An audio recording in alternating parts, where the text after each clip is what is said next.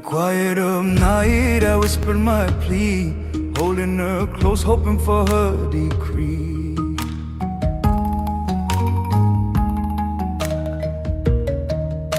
There is a sound I keep returning to, a dry brush whispering over lime plaster, as if the wall itself is remembering how to hold a face. Listen closely. The bristles, the soft scrape, a teacher's quiet instruction in Khmer at the shoulder. I want you there, beneath a frescoed eave, where paint is not just color, but conversation.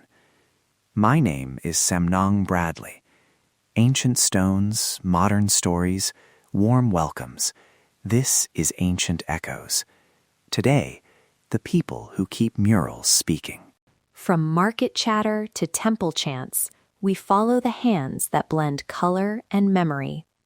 We'll meet an apprentice who learns by eye, a custodian negotiating care with ritual needs, and conservators, locally rooted, who insist preservation is also a social choice. Quick note before we go further. We won't give step-by-step recipes or pinpoint locations. Conservation details and exact places are in show notes only where custodians have approved them. Today is about the people, the ethics, and the sound of work. How communities decide what stays, what's touched, and what is left to age. Context quick. Historically, Khmer mural pigments came from local soils, mineral earths, plant resins, and sometimes ground shells. Simple sources turned into vocabulary. Iconography follows rituals and seasonal stories, coronations, harvest offerings, mythic journeys. That background helps us understand why a single faded eyebrow can hold whole family memories. I met an apprentice named Dara in a long corridor where the light leaned sideways. He sat on a low stool and mixed a color the way someone might hum an old song. Little adjustments, a dab, a blow on the brush, a tilt of the head. He said, "We learned to listen to the wall first." Tell me more about that listening. What does an apprenticeship like Dara's look like in practice? Without getting technical, of course. Dara described months of watching, how light falls at certain hours, how older painters press a fingertip to a pigment to remember its warmth. He learned to match color by eye, memory and family recipes passed from master to pupil. He told me about a rule he was taught. Never try to make a figure look modern. The figure must remain in its time, even when you touch it. There's a humility in that. Restoration as conversation with the past, not correction. And there's also the social side. Some images are open to public viewing, but others are kept private for ritual reasons. How do communities decide? At another temple, the custodian, a woman named Mom Chenda, told me the decisions are practical and sacred at once. She remembers which panels are used during festivals, which images are touched by processions, and which are covered during certain months. Sometimes a mural is left deliberately worn because ritual hands have made it holy. Sometimes the community votes to limit access to reduce wear. These choices are rarely made by a single expert. They are made in the open, around elders' memories and the temple committee's concerns. That negotiation, ritual needs versus physical preservation, is at the heart of stewardship. Local custodians often carry practical knowledge that formal conservation literature doesn't record.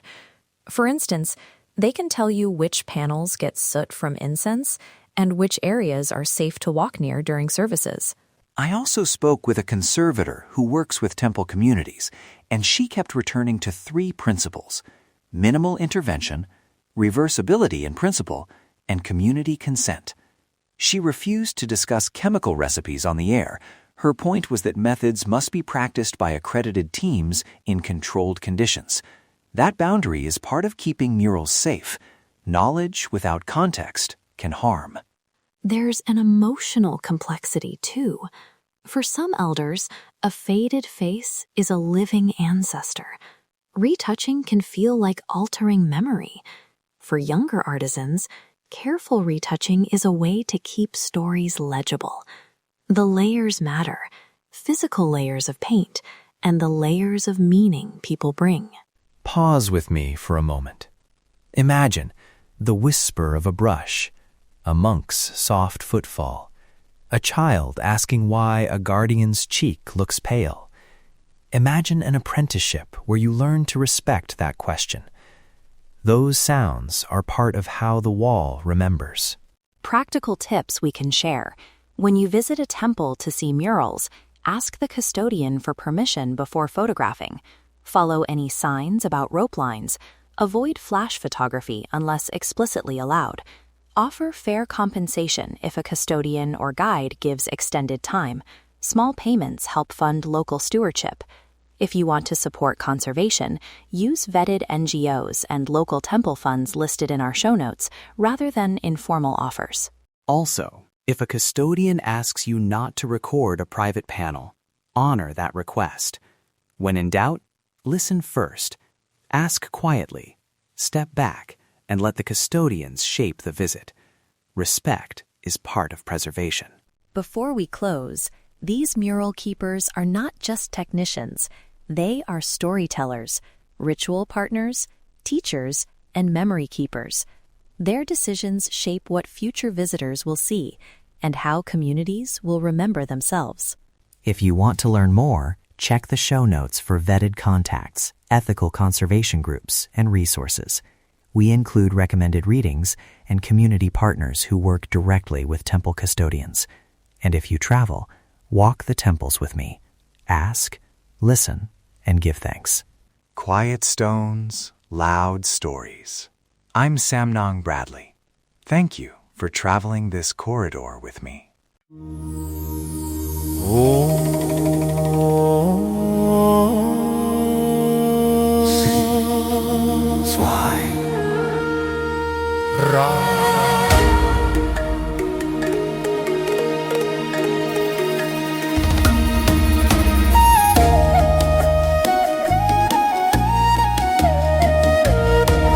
Oh, shining diamond, flawless and red, you stand so quiet, soft in the air.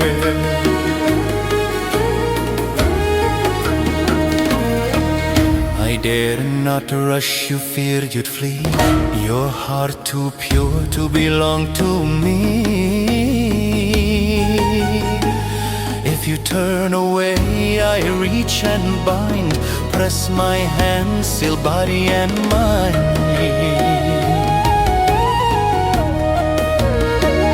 Your brows I trace, your breath I steal. This mark I place is dark and real. From this moment break and fall, hear the spell, obey the call.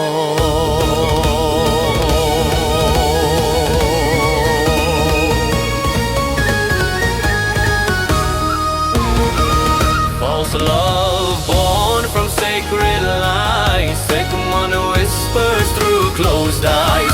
Follow me, don't fight, don't run, your soul is caught, my work is done. Empty will, your light undone, under spell,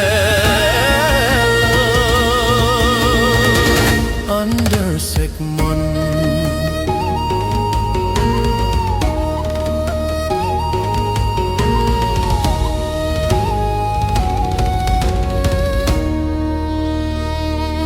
Crystal beauty, diamond bright, caught between shadow, charm and night.